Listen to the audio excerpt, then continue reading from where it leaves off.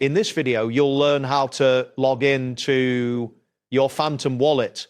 By following these simple steps, you will gain access to your digital assets securely and efficiently. Begin by locating the Phantom wallet extension in your web browser. This extension is typically found in the upper right corner of your browser window, represented by the Phantom logo.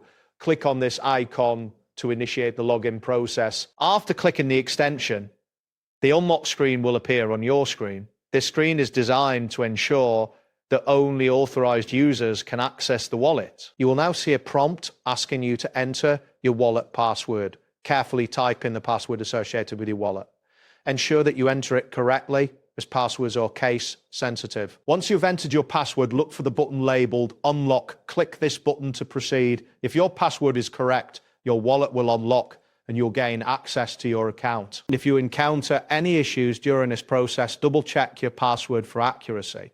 Remember that if you forget your password, you may need to follow recovery procedures to regain access. Always keep your password secure and private. That wraps up today's guide.